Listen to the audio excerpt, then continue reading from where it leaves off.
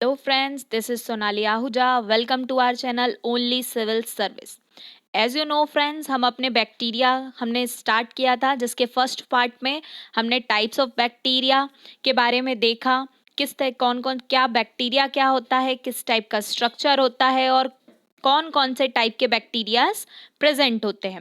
इसके बाद इस चैप्टर में हम बात करने वाले हैं सेकंड पार्ट में बैक्टीरिया के स्ट्रक्चर ऑफ बैक्टीरिया। बैक्टीरिया के स्ट्रक्चर के बारे में कि बैक्टीरिया में कौन कौन से स्ट्रक्चर प्रेजेंट होते हैं, बैक्टीरिया कैसे वर्क करता है और कैसे हम बैक्टीरिया के बारे में पता लगाते हैं कि बैक्टीरिया कौन सा है। इसमें हम ग्राम स्टैनिंग के बारे में भी पढ़ेंगे। तो सबसे पहले मैं स्टार्ट करती हूँ with the structure of bacteria. यहाँ आप देख सकते हैं फ्रेंड्स, ये आपको पिक्चर दिखाई दे रहा है बैक्टीरिया का। बैक्टीरिया के स्ट्रक्चर में अगर आप देखें तो सबसे आउटर मोस्ट, ये जो आपको कवरिंग यहाँ आउटर मोस्ट दिखाई दे रहा है, इसे कहा जाता है कैप्सूल और स्लाइम लेयर। ये कैप्सूल है, ये सभी बैक्टीरियाज में प्रेजेंट नहीं होता, कुछ बैक्टीरियाज में आपको ये कैप्सूल दिखाई देगा। ये जेली लाइक स्ट्रक्चर का मिलकर बना होता है। इसके अंदर आप देख सकते हैं, यहाँ पर आपको सेल वॉल दिखेगी। यहाँ क्या प्रेजेंट होती है? Cell wall. मैंने आपको फ्रेंड्स बताया था सबसे स्मॉलेस्ट सेल क्या होती है? माइकोप्लाज्मा। माइकोप्लाज्मा एक ऐसा बैक्टीरिया है जिसके अंदर सेल वॉल प्रेजेंट नहीं होती, बाकी सभी बैक्टीरिया में आपको सेल वॉल मिलेगी। तो ये एक सेल वॉल है। सेल वॉल के अंदर सेल मेम्ब्रेन प्रेजेंट होती है। ये हमारी बॉडी के प्लाज्मा मेम्ब्रेन की तरह ही वर्क करती है, सेमी परमिएबल होती है।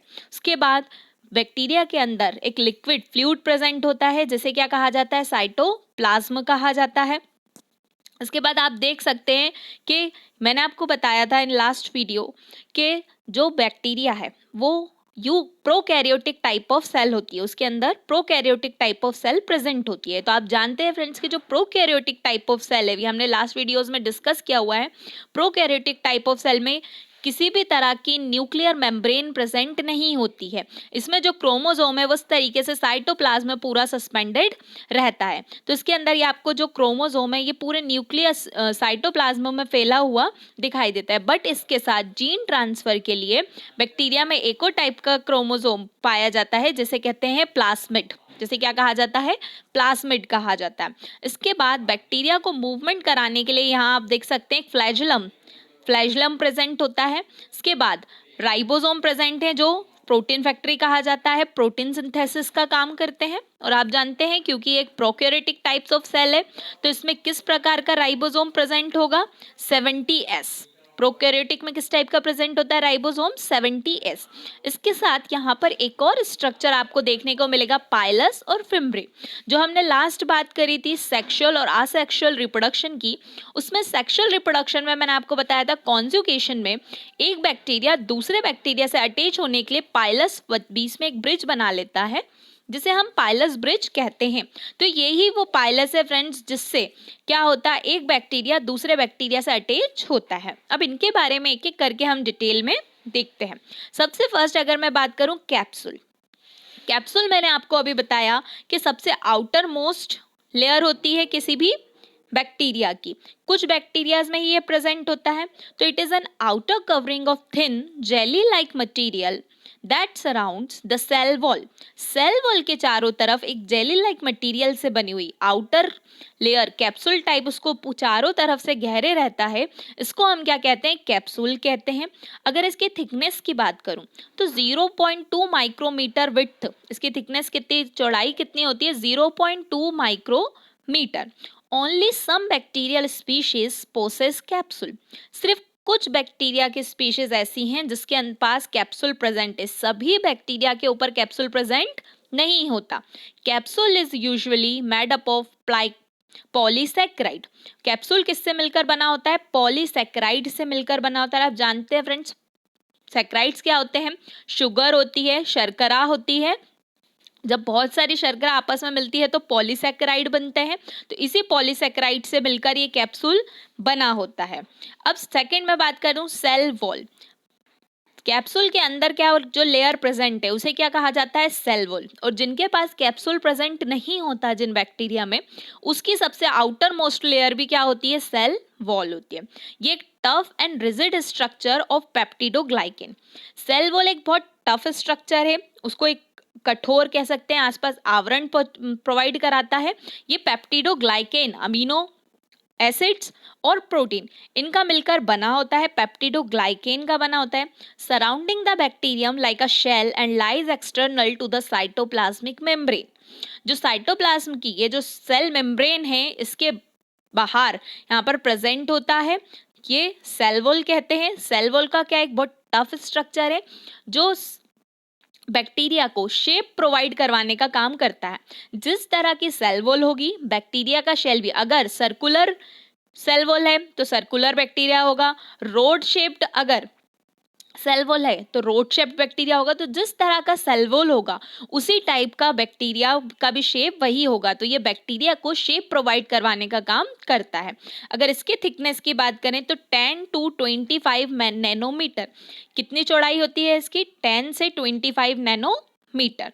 थर्ड स्ट्रक्चर की अगर हम बात करें, न्यूक्लियस, तो इसके अंदर आप देख रहे हैं फ्रेंड्स कि न्यूक्लियस में ये क्योंकि प्रोकैरियोटिक सेल है तो किसी भी तरह की यहाँ पर न्यूक्लियस के ऊपर न्यूक्लियर मेम्ब्रेन प्रेजेंट नहीं होती है। न्यूक्लियस के ऊपर कोई भी न्यूक्लियर मेम्ब्रेन प्रेजेंट नहीं होती, लेकिन जो क्रोमोजोम है, एक सिंगल क्रोमोजोम होता है, सर्कुलर डबल स्ट्रैंडेड क्रोमोजोम, इस तरीके से पूरा उसमें डबल स्ट्रैंडेड क्रोमोजोम इसके अंदर आपको दिखाई देगा। यहाँ पर आप देख सकते हैं ये सर्कुलर डबल स्ट्रैंडेड ये डीएनए यहाँ पर आपको क्रोमोसोम दिखाई देगा। तो इसके अंदर क्योंकि कोई न्यूक्लियर मेम्ब्रेन नहीं है, इसलिए जो क्रोमोसोम है वो पूरे साइटोप्लाज्म में इस तरीके से फैल जाता है। इसके बाद हम बात करते हैं नेक्स्ट, फिब्री। फिब्री की हम बात करें तो these are thin short filaments extruding from the cytoplasmic membrane, also called pili. यहाँ पर मैंने आपको बताया कि बैक्टीरिया के पास एक और स्ट्रक्चर, ये आपको छोटे छोटे छोटे छोटे बहुत न्यूमरस बहुत सारे दिखाई दे रहे हैं कैप्सूल के बाहर, इसे कहा जाता है पाइली, इसे फिम्ब्री भी कहा जाता है। ये बहुत छोटे स्ट्रक्चर होते हैं, फिलामेंट टाइप, बहुत पूरे उसमें फैले रहते हैं चारों तरफ, और इनका काम क्या है, कनेक्ट करना, एक बैक्टीरिया को दूसरे बैक्टीरिया से कनेक्ट करना, जोड़े रखने का काम। इसको जो जोड़ता है उसे सेक्स पाइलस कहा जाता है। सेक्स पाइलस क्यों कहा जाता है, मैंने आपको भी स्टार्टिंग में बताया कि जो सेक्सुअल रिप्रोडक्शन में कॉन्जुगेशन की प्रोसेस होती है। फ्रेंड्स, जिसने लास्ट वीडियो नहीं देखी वो लास्ट वीडियो में जाके कॉन्जुगेशन के बारे में देख सकते हैं। मैं बता चुकी हूँ कि सेक्सुअल रिप्रोडक्शन जब बैक्टीरिया करते हैं उसमें एक प्रोसेस होती है कॉन्जुगेशन, जिसमें जो एक बैक्टीरिया दूसरे बैक्टीरिया से पाइलस ब्रिज के थ्रू अटैच रहता है और क्या करते हैं, सेक्सुअल रिप्रोडक्शन करते हैं। तो इसलिए इसे सेक्स पाइलस भी कहा जाता है। इसके बाद they are made up of protein, ये किससे मिलकर बने होते हैं, ये प्रोटीन के बने हुए होते हैं। नेक्स्ट स्ट्रक्चर की अगर हम बात करते हैं तो प्लाज्मिड। प्लाज्मिड मैंने आपको बताया कि बैक्टीरिया के अंदर एक और सर्कुलर एक और डीएनए प्रेजेंट होता है जो क्या काम करता है, एक्सचेंज ऑफ जीन्स, ये भी जीन्स के एक्सचेंज करवाने में हेल्प करता है। Next one is plasma membrane. मैंने आपको बताया हमारी सेल की तरह इसके पास भी एक प्लाज्मा मेम्ब्रेन है जो सेमी परमिएबल है, मतलब कुछ सिलेक्टिव चीज़ों को ही अंदर आने देती है और अंदर से बाहर जाने देगी। इसका काम क्या है, ट्रांसपोर्ट इन और out of the cell. Transport, material का ट्रांसपोर्ट करना, मतलब कि कोई भी पदार्थ को सेल के अंदर आने देना है या सेल के बाहर जाने देना है, दोनों को मेंटेन करने का, कंट्रोल करने का काम कौन करती है, प्लाज्मा मेम्ब्रेन करती है। Next one is cytoplasm. मैंने आपको बताया सेल के अंदर जो लिक्विड प्रेजेंट होता है, जो फ्लूइड भरा होता है, सेमी सॉलिड होता है, ये क्या होता है, साइटोप्लाज्म। ये क्या करता है, एक बेस प्रोवाइड कराता है जिसके अंदर सभी ऑर्गेनेली सस्पेंड रहते हैं। सेल वॉल हम देख चुके हैं, शेप प्रोवाइड करवाने का काम करता है। Next one is DNA. DNA present होता है जिसका काम क्या है, जेनेटिक इंफॉर्मेशन को एक जनरेशन से दूसरी जनरेशन, एक पीढ़ी से दूसरी पीढ़ी में जितनी भी डीएनए जेनेटिक इंफॉर्मेशन है उसको पहुंचाने का काम करता है। इसके बाद फ्लैजिला, आप यह देख सकते हैं ये एक फ्लैजिला प्रेजेंट होता है बैक्टीरिया में, फ्लैजिलम वाला स्ट्रक्चर, जो काम क्या करता है, ये लोकोमोशन यानी गति करने के लिए, एक जगह से दूसरी जगह जाने के लिए क्या प्रोवाइड करता है, उसको लोकोमोशन इजीली कर पाए बैक्टीरिया, इसके लिए उसमें फ्लैजिला प्रेजेंट होता है। Next one is pili. Pili आप अटैचमेंट के लिए होता है। यह पाइली क्या करती है, एक बैक्टीरिया को दूसरे बैक्टीरिया से जोड़ने का काम करती है। इसके बाद राइबोसोम। मैंने आपको बताया कि जो बैक्टीरिया है, इसमें ये आप देख सकते हैं सर्कल सर्कल छोटे छोटे छोटे छोटे बहुत सारे क्या प्रेजेंट है, राइबोसोम प्रेजेंट है। किस तरीके का राइबोसोम प्रेजेंट होता है, 70S राइबोसोम। और जो ह्यूमन बींग्स हैं या फिर हायर एनिमल्स हैं, आप जानते हो जो भी यूकैरियोटिक सेल से मिलकर बने, उनके अंदर 80S type of ribosome present होता है। ये बात हमने यूकैरियोटिक और प्रोकैरियोटिक के टाइम पे की थी कि राइबोसोम क्योंकि प्रोकैरियोटिक टाइप ऑफ सेल है तो इनके अंदर 70S type of ribosome present होता है, और जितनी भी यूकैरियोटिक सेल होती हैं उसमें 80S राइबोसोम प्रेजेंट होता है। अब जब जानते हैं फ्रेंड्स कि कुछ बैक्टीरिया ऐसे हैं जो टॉक्सिक, बहुत से ऑलमोस्ट बहुत से बैक्टीरिया क्या होते हैं, टॉक्सिक होते हैं, जो कोई ना कोई डिसीज कॉज करते हैं। तो क्योंकि इनमें क्या होता है, एक अलग टाइप का राइबोसोम प्रेजेंट है यूकैरियोटिक टाइप से सेल से डिफरेंट 70S, तो हम कुछ ऐसी डिसीजेज इसके लिए बनाते हैं एंटीबैक्टीरियल, जो क्या करते हैं सिर्फ 70S राइबोसोम को टारगेट करती है, तो जिसकी वजह से हमें नुकसान नहीं होता है क्योंकि हमारे अंदर 80S type of ribosome present है। तो ये सिर्फ 70S राइबोसोम को टारगेट करता है और इसे खत्म करने में हमारी मदद करता है। सो फ्रेंड्स, ये पूरी हमने बात करी थी स्ट्रक्चर के बारे में कि बैक्टीरिया सेल का किस तरीके से स्ट्रक्चर होता है, क्या क्या उसके फंक्शन है और क्या उनमें प्रेजेंट है। आप देख सकते हैं एक बैक्टीरियल सेल है जिसकी सबसे आउटर मोस्ट कवरिंग आपको क्या दिखाई देगी, कैप्सूल प्रेजेंट होता है। उसके अंदर एक सेल वॉल प्रेजेंट है जिसका काम क्या है, बैक्टीरिया को शेप प्रोवाइड कराना। उसके अंदर सेल मेम्ब्रेन प्रेजेंट होती है जिसका काम होता है ट्रांसपोर्ट देखना। इसमें डबल स्ट्रैंडेड डीएनए प्रेजेंट होता है जो जेनेटिक इंफॉर्मेशन ट्रांसफर करता है। उसके बाद प्लाज्मिड प्रेजेंट है, ये भी जीन एक्सचेंज का काम करते हैं। Ribosome 70S type of ribosome present होता है। लोकोमोशन गति करवाने के लिए फ्लैजिला प्रेजेंट होता है। एक फ्लूइड भरा होता है जिसे साइटोप्लाज्म कहते हैं। तो ये पूरा एक स्ट्रक्चर है बैक्टीरियल सेल का। अब जब हमने देखा कि इसके अंदर जो सेल वॉल है वो पेप्टिडो ग्लाइकेन की मिलकर बनी होती है, तो इस बेसिस पे हमने बैक्टीरिया को 2 टाइप्स में बांटा हुआ है, जिसके बेसिस पे हम पता लगाते हैं कि बैक्टीरिया किस टाइप का है, जिसे हम कहते हैं ग्राम स्टेन। ग्राम स्टेन एक प्रोसेस है जिसके थ्रू हम पता लगाते हैं कि बैक्टीरिया ग्राम पॉजिटिव है या बैक्टीरिया ग्राम नेगेटिव है। ये किस बेसिस पे पता चलता है, उसकी सेल वॉल के बेस पे कि उसकी सेल वॉल थिक है कि थिन है।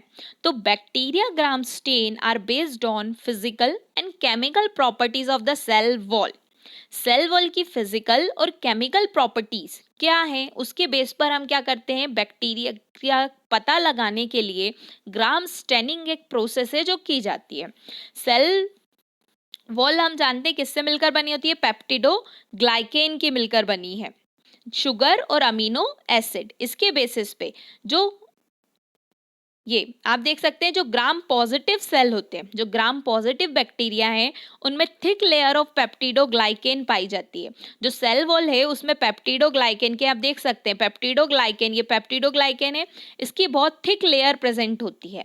लेकिन जो ग्राम नेगेटिव बैक्टीरिया हैं उनमें पेप्टिडोग्लाइकेन की थिन लेयर, बहुत पतली सी लेयर प्रेजेंट होती है।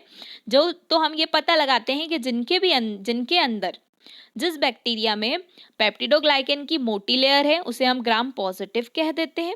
जिन बैक्टीरिया के अंदर पेप्टिडोग्लाइकेन की पतली लेयर है उसको हम ग्राम नेगेटिव कह देते हैं। लेकिन अब हम ये पता कैसे लगाएंगे कि किस में पतली लेयर प्रेजेंट है पेप्टिडोग्लाइकेन की और कौन से बैक्टीरिया में मोटी लेयर। तो इसके लिए जो प्रोसेस की जाती है पता लगाने के लिए उसे कहा जाता है ग्राम स्टेन, ग्राम स्टेनिंग। इसमें क्या करते हैं, if bacteria absorb the stain and turns purple it is gram positive bacteria. इसको पता करने के लिए एक बैक्टीरिया के कुछ कुछ ऐसे अलग अलग डाई ऐसे सॉल्यूशन होते हैं जिनको डालने पे अलग अलग कलर वो देते हैं। तो उनको डाई के साथ मिलाया जाता है बैक्टीरिया को।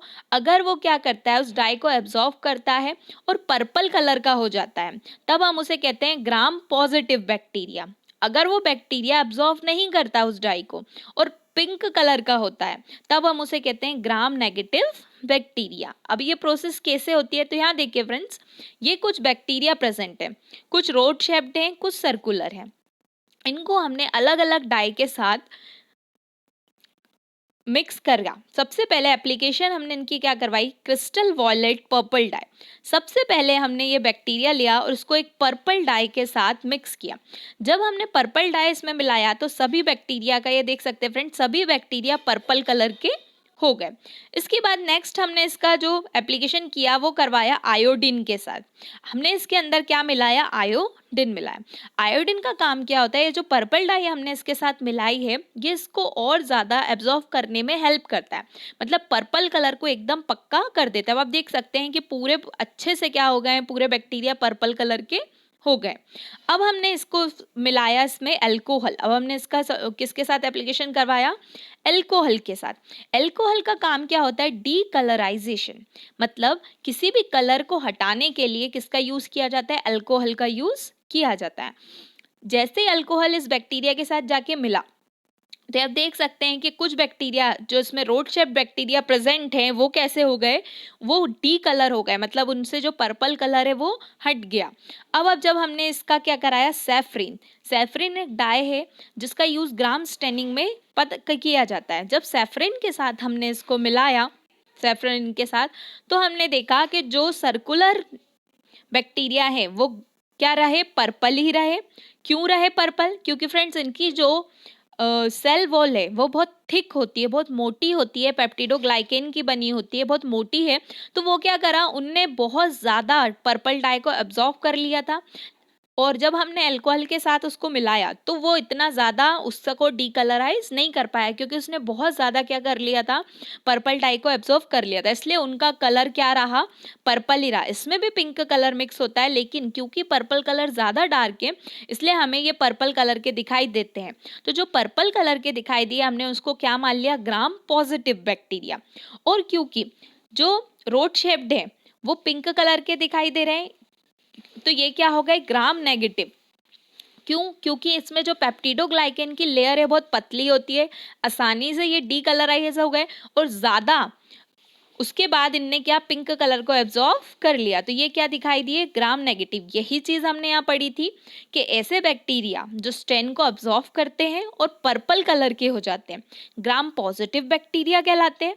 और ऐसे बैक्टीरिया जो एब्जॉर्व नहीं करते स्टेन को, पिंक कलर के हो जाते हैं, वो क्या कहलाते हैं, ग्राम नेगेटिव बैक्टीरिया। तो इस बेस पे हम पता लगा, इस टेस्ट से हम पता लगा लेते हैं ग्राम स्टेन से कि बैक्टीरिया ग्राम पॉजिटिव है या ग्राम नेगेटिव। तो हमने वो देख लिया कि ग्राम पॉजिटिव बैक्टीरिया वो बैक्टीरिया हैं जिनकी सेल वॉल बहुत थिक होती है, और ग्राम नेगेटिव वो बैक्टीरिया हैं जिनकी सेल वॉल बहुत थिन होती है। तो इस बेसिस पे हमने देखा बैक्टीरिया 2 टाइप्स के होते हैं, ग्राम पॉजिटिव और ग्राम नेगेटिव। सो फ्रेंड्स, इस वीडियो में हमने कवर कर लिया है स्ट्रक्चर क्या होता है बैक्टीरिया का, ग्राम स्टेनिंग क्या प्रोसेस है, इसके बाद। So thank you friends, thank you for watching. Please do like, share and subscribe.